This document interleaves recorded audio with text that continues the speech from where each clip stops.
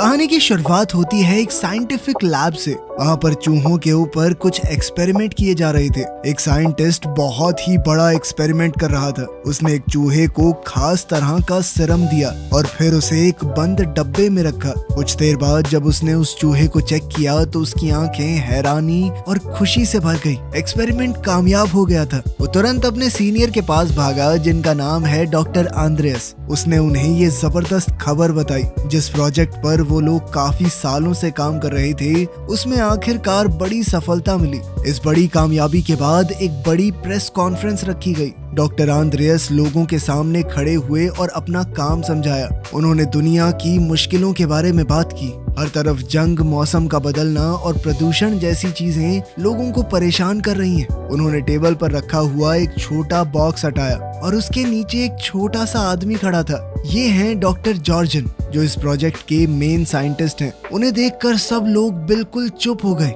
Doctor जॉर्जन ने बताया कि उनकी टीम के 32 लोग, जिनमें उनकी पत्नी भी शामिल है, सबने अपनी मर्जी से ये प्रोसेस किया। वो सब लोग अब 5 इंच के हो चुके हैं। उन्होंने सबको भरोसा दिलाया कि ये प्रोसेस बिल्कुल सेफ है और कोई दर्द भी नहीं होगा आपको। अपनी बात को साबित करने के लिए एक और आदमी ट्रॉली पर बाकी की टीम को ले आया। सभी लोग हैरानी से देखने लगे। उस ट्रॉली पर बहुत से छोटे लोग हाथ हिला रहे थे। डॉक्टर जॉर्जन ने कहा कि ये एक नए युग की शुरुआत है और 5 साल की छुपी हुई मेहनत का नतीजा। इस एक्सपेरिमेंट से पूरी दुनिया को कितना फायदा होगा ये दिखाने के लिए एक असिस्टेंट ने छोटी प्लास्टिक की थैली उठाई। उसने कहा कि इस छोटी सी थैली में पिछले 5 साल में इन 32 लोगों का पूरा कचरा रखा हुआ है। उनका आइडिया बिल्कुल साफ था। छोटा होने से इंसान थोड़ी जगह, थोड़ा खाना, सब कुछ कम ही करेगा। डॉक्टर जॉर्जन ने पूरी दुनिया को खुला न्योता दिया कि जो भी चाहे वो इस प्रोसेस से गुजर सकता है। ये खबर जंगल की आग की तरह पूरी दुनिया में फैल गई। सब लोग डाउनसाइजिंग यानी छोटे होने के बारे में बात करने लगे। अब कहानी का फोकस हमारे हीरो पॉल पर जाता है। पॉल इस वक्त एक बहुत ही नॉर्मल जिंदगी जी रहा था, अपनी बीमार माँ का घर पर ख्याल रखते हुए। बदकिस्मती से उसके बहुत ख्याल रखने के बावजूद उसकी माँ की तबीयत बिगड़ती गई और कुछ समय बाद उनकी मौत भी हो गई। पॉल एक फैक्ट्री में काम करता था और साथ साथ बीमार लोगों की मदद भी। उसे तहे दिल से लोगों की मदद करना बहुत पसंद था। पॉल की शादी ऑड्री नाम की एक औरत से हुई। उनके बच्चे तो नहीं थे, लेकिन दोनों एक दूसरे से बहुत प्यार करते हैं। शादी के बाद उन्होंने एक नया घर खरीदा जिसमें उनकी सारी सेविंग्स खत्म हो गई। तब पॉल को समझ आया कि अपने सपनों को पूरा करना कितना मुश्किल और महंगा है। एक शाम पॉल और ऑड्री अपने दोस्तों के साथ एक पार्टी में गए। इस पार्टी की मेन अट्रैक्शन 2 छोटे लोग थे, डेव और कैरल। ये लोग यहाँ पर डाउन साइजिंग का फायदा बताने आए हैं। डेव ने भीड़ को बताया कि छोटा होने का कोई नुकसान नहीं है। उन्हें जो कुछ भी पसंद है वो सब कुछ कर सकते हैं, लेकिन एक ऐसी दुनिया में जहाँ उनका पैसा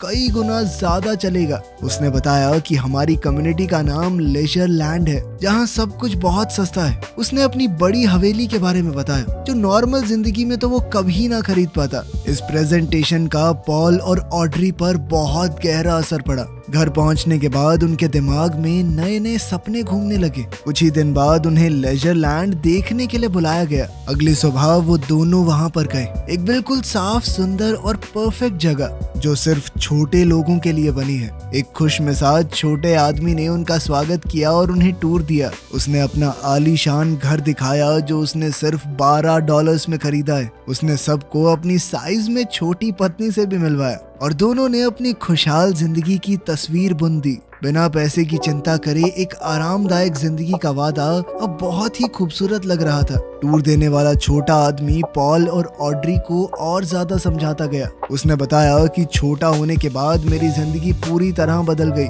कोई भी अपने शरीर में ये बदलाव करवा सकता है और किसी तरह की कोई प्रॉब्लम नहीं आएगी।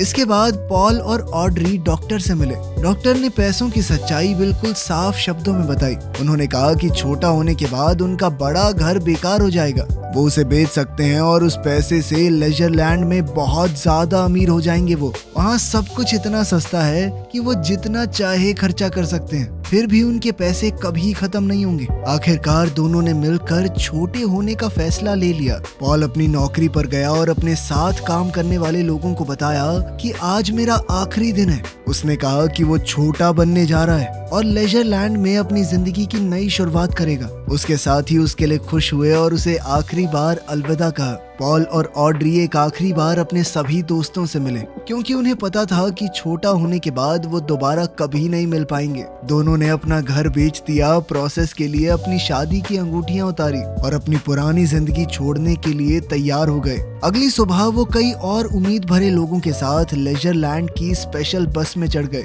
वो बस उन्हें एक बहुत बड़ी फैक्ट्री में ले गई, जहाँ पर इंसानों को बदलने का काम होता था। यहाँ उन्हें एक आखिरी मौका दिया गया अपना फैसला बदलने का। एक ऑफिसर ने पूछा कि क्या आपके मन में कोई भी डाउट है, कोई आपको मजबूर तो नहीं कर रहा? पॉल और ऑड्री दोनों ने पूरे भरोसे के साथ कहा कि वो अपनी मर्जी से ये सब कुछ कर रहे हैं। उन्हें बताया गया कि आदमी और औरतों का प्रोसेस अलग अलग जगहों पर होता है। दोनों आखिरी बार गले लगे और वादा किया कि दूसरी तरफ मिलेंगे। पॉल को उसके एरिया में ले जाया गया जहाँ बहुत सारे नंगे आदमी खड़े थे। उन्हें छोटा करने की तैयारी पूरे जोरों शोरों पर थी।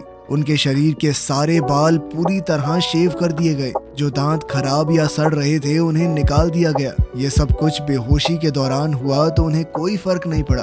बेहोश होने के बाद पॉल को एक बड़ी एडवांस मशीन में रखा गया। यह प्रोसेस लगभग 20 मिनट चला और जब सब खत्म हुआ तो पॉल बिल्कुल परफेक्ट तरीके से सिर्फ 5 इंच का हो गया। नए छोटे हुए लोगों को फिर एक रिकवरी एरिया में ले जाया गया, जहाँ सब कुछ उनके नए साइज के हिसाब से बना हुआ था। अब उनके साथ छोटे हो चुके डॉक्टर्स मौजूद थे। उनके निकाले गए दांतों की जगह पर छोटे आर्टिफिशियल दांत भी लगाए गए। काफी लंबे समय के बाद पॉल को होश आया। वो इस वक्त एक छोटे से बेड पर लेटा हुआ था। एक नर्स जो खुद भी साइज में छोटी है, उसने उसे संभाला और कहा कि तुम पूरी तरह ठीक हो। पूरा प्रोसेस सक्सेसफुल रहा। उसने पॉल को छोटे कपड़े दिए और एक बड़ा सा बिस्किट भी ला कर दिया, जो पॉल के नए नजरिए से एक सोफे की गद्दी जैसा लग रहा था। लेकिन पॉल को अपनी चिंता नहीं थी। उसकी आंखें तो सिर्फ उसकी पत्नी ऑड्री को ढूंढ रही थी। उसी वक्त उसका फोन बजा। ये कॉल ऑड्री का था। उसकी आवाज में डर और पछतावा भरा पड़ा था। उसने जो कहा वो सुनकर पॉल पूरी तरह से टूट गया।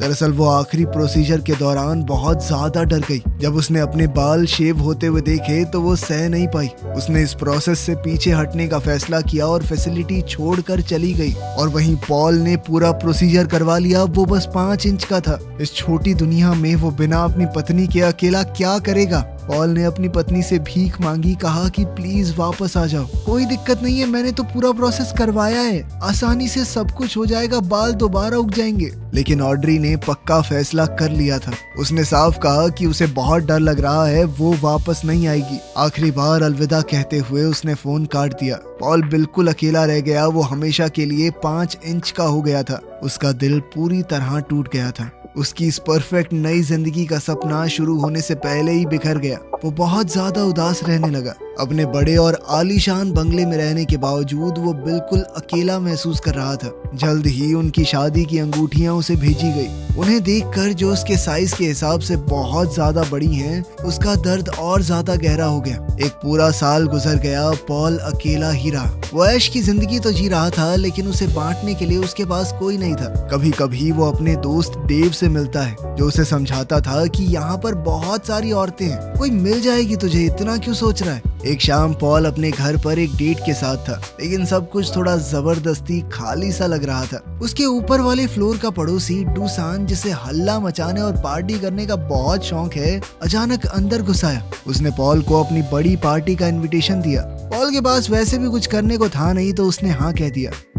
अगली रात पॉल डूसान की शानदार पार्टी में गया, एक बड़ा गुलाब गिफ्ट के रूप में लेकर। डूसान उसे देखकर बहुत खुश हुआ। उसने कहा कि खुलकर पी, बहुत लड़कियां आएंगी यहाँ पे, पटा ले किसी और को, भूल जा अपनी बीवी को भाई। लेकिन पॉल किसी से कनेक्शन नहीं बना पाया। उसने रात भर शराब पी, झांझ में डांस किया और आखिरकार बेहोश होकर गिर पड़ा। सुबह तक पार्टी खत्म हो चुकी थी। सिर्फ पॉल और डूसान फैले हुए सामान वाले फ्लैट में पड़े हुए हैं। अगली सुबह सफाई करने वाली टीम आई। डूसान इतना अमीर है कि वो सारा काम बाकी लोगों से करवाता है। पॉल जब हैंगओवर और घूमते दिमाग के साथ उठा तो उसकी नजर एक सफाई करने वाली औरत पर पड़ी। उसने उसे पहचान लिया। वो तो सारा है, वियतनाम की एक बहुत मशहूर एक्टिविस्ट जिसे पॉल ने 1 साल पहले न्यूज में देखा था। उस रिपोर्ट में दिखाया गया कि वियतनाम में छोटे लोगों की पूरी बस्ती बर्बाद हो गई थी और वो अकेली बची थी वहाँ से। उस घटना में उसकी एक टांग चली गई और अब वो एक नकली टांग का इस्तेमाल करती थी। पॉल उसके पास गया, उसे देखकर बहुत हैरानी हुई कि इस तरह का काम एक मशहूर औरत क्यों कर रही है।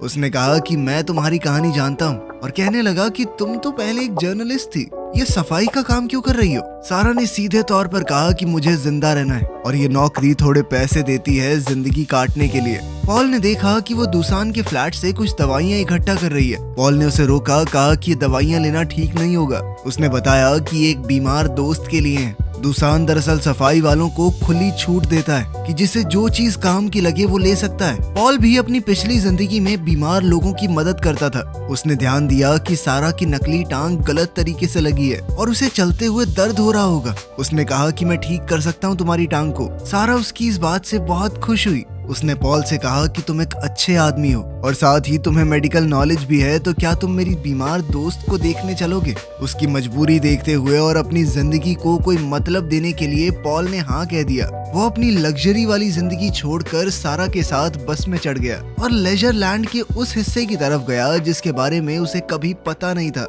उनकी बस उन्हें लेजर लैंड के एक छुपे हुए हिस्से में ले गई। रास्ते में उन्होंने एक बहुत बड़ी दीवार क्रॉस की। उस दीवार के दूसरी तरफ पॉल ने एक गरीब बस्ती देखी। यहाँ पर उनकी तरह बड़े बड़े घर नहीं थे, बल्कि पुराने शिपिंग कंटेनर्स के अंदर बनी हुई एक झुग्गी जैसी कॉलोनी थी जहाँ सारा जैसे गरीब लोग रहते हैं। वो उसे अपने छोटे से घर में ले गई जो एक कंटेनर के अंदर बना था। अंदर एक औरत बेड पर लेटी हुई दिखी जो बहुत ज्यादा बीमार है। सारा ने बताया कि यही उसकी दोस्त है और पॉल से कहा कि डॉक्टर साहब इसका इलाज करो। पॉल ने कहा कि मैं कोई असली डॉक्टर नहीं हूँ, लेकिन सारा ने जिद की कि मुझसे तो ज्यादा ही पता है तुम्हें। पॉल ने सलाह दी कि दूसान के घर से लाई हुई कुछ दवाइयाँ दी जा सकती हैं। उसने थोड़ा सोच समझकर मेडिसिन दे दी। पॉल ने फिर से कहा कि मैं तुम्हारी नकली टांग भी ठीक से फिट कर दूंगा। इस पर सारा ने कहा कि कुछ दिन बाद करते हैं ये। पॉल वहाँ से तो चला गया, लेकिन वो सारा को भूल नहीं पाया। कुछ दिन बाद वो दोबारा उसके घर गया। सारा के पास एक बुरी खबर थी। वो बीमार औरत जिसे उन्होंने मेडिसिन दी थी वो मर गई। उसने डर के साथ कहा कि शायद मैंने उसे ज्यादा दवाई दे दी, लेकिन उसने ये भी कहा कि मरने से पहले उसके चेहरे पर मुस्कान थी, मानो उसे दर्द से आखिरकार छुटकारा मिल गया हो। पॉल ने फिर उसकी नकली टांग ठीक करनी शुरू की। जब वो ढीले स्क्रूज को टाइट कर रहा था तो सारा ने अपनी कहानी बतानी शुरू की। उसने बताया कि वियतनाम में मैंने सरकार के डैम प्रोजेक्ट के खिलाफ प्रोटेस्ट किया था, इसीलिए मुझे जेल में डाल दिया गया। उसकी बहन भी उसके साथ जेल गई और वहाँ पर हुई पिटाई को सह नहीं पाई, मर गई। इस सब के दौरान ही एक दुर्घटना में उसकी टांग चली गई। पॉल अपना काम कर ही रहा था कि अचानक से नकली टांग टूट गई। सारा बहुत गुस्सा हो गई कि जैसी चल रही थी वैसी भी नहीं छोड़ी तूने तो। लेकिन पॉल ने हार नहीं मानी। उसने सारा को कंधों पर उठाया और अपनी गलती सुधारने के लिए कहा कि सफाई का काम मैं करूंगा जब तक तुम्हारी टांग ठीक नहीं कर देता। अब वो लेजर लैंड के अमीर लोगों के घर की सफाई करने लगा। ये काम उसके पिछले कामों से बहुत नीचा काम था, लेकिन पॉल को इस बात से कोई प्रॉब्लम नहीं थी। उसे दूसरों की मदद करते हुए फिर से अपनी जिंदगी का कोई मतलब मिल गया था। वो कई दिनों तक उसके साथ रहा। इस दौरान उसने सारा का एक और रूप देखा। उसने देखा कि कैसे वो अपनी गरीबी के बावजूद दूसरे बूढ़े और बीमार लोगों की मदद करती है, उन्हें खाना और बाकी सामान देती है। उसकी ये दया और अच्छाई पॉल के दिल की गहराइयों को छू गई। एक दिन जब दोनों मिलकर दूसान का फ्लैट साफ कर रहे थे, दूसान ने पॉल को देखा और हंस दिया। उसने मजाक किया कि पहले यहाँ हवेली के मालिक थे और अब साफ सफाई वाले, क्या चल रहा है भाई। पॉल ने सिर्फ इतना कहा कि लंबी कहानी है, फिर कभी सुनाऊंगा। दूसान भी समझ गया था कि जो भी है मेरा दोस्त खुश तो लग रहा है। दूसान इस वक्त एक दूसरे आदमी के साथ नॉर्वे जाने के एक सीक्रेट और बहुत ज्यादा पैसे मिलने वाले मिशन के बारे में बात कर रहा था। दूसान ने पॉल को भी साथ चलने को कहा। जब सारा ने ये सुना तो उसने तुरंत कहा कि अगर पॉल जा रहा है तो मैं भी जाऊंगी। पॉल ने कहा कि ये खतरनाक हो सकता है, लेकिन सारा ने अपना फैसला नहीं बदला। उसने कहा कि नॉर्वे जाना उसका पुराना सपना है। आखिरकार पॉल, सारा, दूसान और उसका साथी एक खास बोट में चढ़े और समुद्र के लंबे सफर पर निकल गए। इस सफर के दौरान पॉल की मुलाकात डाउन साइजिंग प्रोजेक्ट के असली इन्वेंटर डॉक्टर जॉर्जन से हुई और उनकी पत्नी एनी से भी। वो दोनों भी इस मिशन पर जा रहे थे।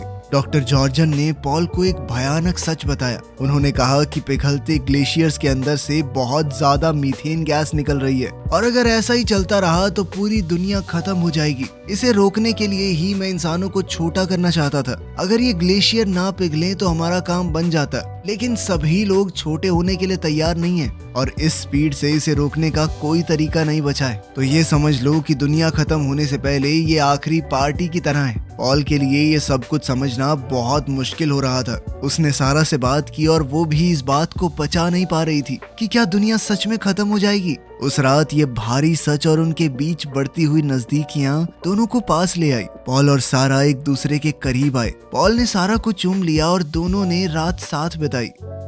एक लंबे सफर के बाद उनका ग्रुप नॉर्वे पहुंच गया। वहां उन्हें छोटे लोगों की एक प्यारी सी कम्युनिटी मिली जो नेचर के साथ बिल्कुल शांति से रह रही थी। लेजर लैंड की तरह दीवारें और अलग अलग रहने का सिस्टम यहाँ पर नहीं है। वहाँ के लोग डॉक्टर जॉर्जन और उनकी पत्नी को देखकर बहुत खुश हुए। कम्युनिटी की एक औरत पॉल को घुमाने ले गई। वो उसे एक बड़े पहाड़ के अंदर बनी एक बहुत बड़ी टनल के पास ले गई। उसने बताया कि यही उनकी जिंदा रहने की आखिरी उम्मीद है। पहाड़ के लगभग 2 किलोमीटर नीचे एक बहुत बड़ा अंडरग्राउंड बंकर बना हुआ है। अंदर एक ऐसी जगह बनाई गई है जहाँ खाने और पानी की कभी कमी नहीं पड़ेगी। कुछ चुने हुए लोग 8000 साल तक जमीन के नीचे रहेंगे जब तक ऊपर की दुनिया दोबारा से रहने लायक नहीं बन जाती। उन्होंने खाना, पानी और जरूरी चीजों का पूरा सामान स्टॉक कर रखा था। इंसानी प्रजाति को वो खत्म नहीं होने देंगे। ये सब सुनकर पॉल के अंदर एक नया जज्बा आ गया। उसे लगा कि अगर वो अंदर गया तो उसकी जिंदगी किसी काम में आएगी।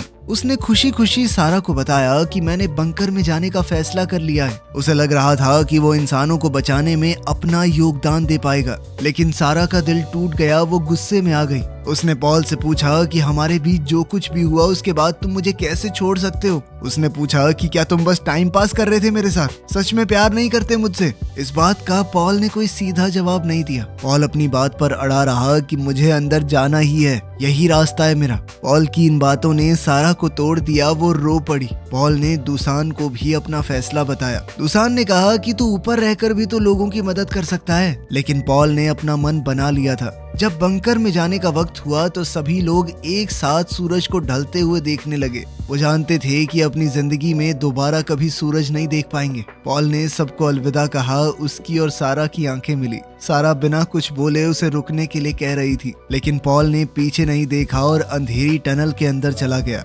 लोगों ने लगभग 2 किलोमीटर लंबा ये रास्ता तय करना शुरू किया। अंदर अंधेरा था और उन्हें पूरी रात चलना होगा। पॉल लाइन के बिल्कुल लास्ट में चल रहा था। हर एक बढ़ते कदम के साथ पॉल का मन कमजोर होता गया। उसने सारा, दुसान और उन सभी रिश्तों के बारे में सोचा जो उसने बनाए थे। वो समझ गया था कि सिर्फ जिंदा रहना जिंदगी नहीं होती। अगर अपने लोग ही जिंदा नहीं रहेंगे तो वो जीकर क्या करेगा। बाहर सारा और दुसान टनल के एंट्रेंस पर खड़े थे, इस उम्मीद के साथ कि शायद पॉल लौट आएगा। तभी उन्होंने देखा कि अंधेरे से कोई बाहर आया। वो पॉल ही था। उसने अपना फैसला बदल लिया। दुसान हंसकर कहने लगा, मुझे पहले से पता था कहीं नहीं जाएगा तू। लेकिन पॉल सीधा सारा के पास गया। उसकी आंखों में आंखें डालकर उसने सच कहा कि मैं भी तुमसे प्यार करता हूँ। अब उन्होंने फालतू ऐश भरी जिंदगी छोड़कर लोगों की मदद करते हुए जिंदगी बिताने का फैसला किया।